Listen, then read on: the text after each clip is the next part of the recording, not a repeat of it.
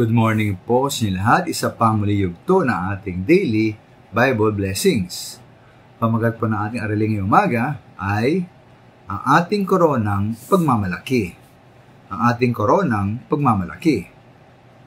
Totoo po na masama maging mayabang, di po ba?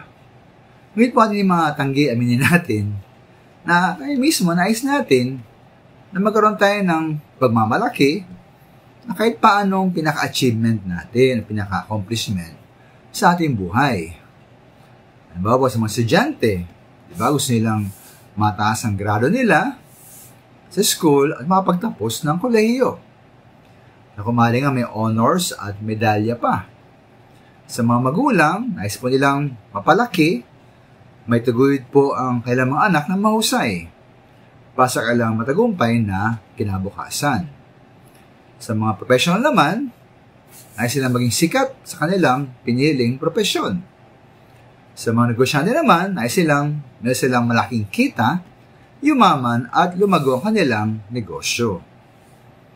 Ang lahat po itong mga minal ay pangmaganda, no, at mahusay. Lalo na kung itong ating magagawa ay ating maling gamitin para tumulong sa iba, lalo na sa mga taong nangailangan. Kung ating pong achievement din ang bibigay po ng kalwatian sa ating Diyos. At makamtin din yan sa paraan na ayon sa kanyang kalooban. Ang lahat pong ito ay napakaganda.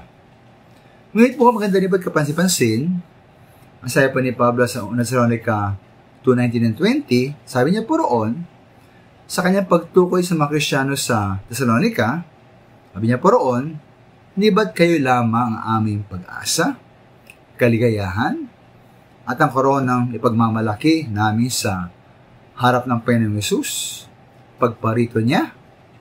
Oo, kayo ang aming karangalan at kaligayahan. Kaya minamahal, no? Parang napakaganda po nito, di ba?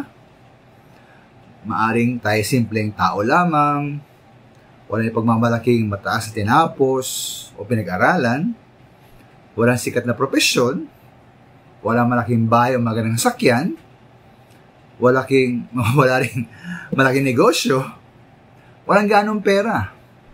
Ngunit po kung may mga kaluluwa kayong na-impluensya at natulungan, mga taong nadala at nilapit sa ating Panginoong Hesus.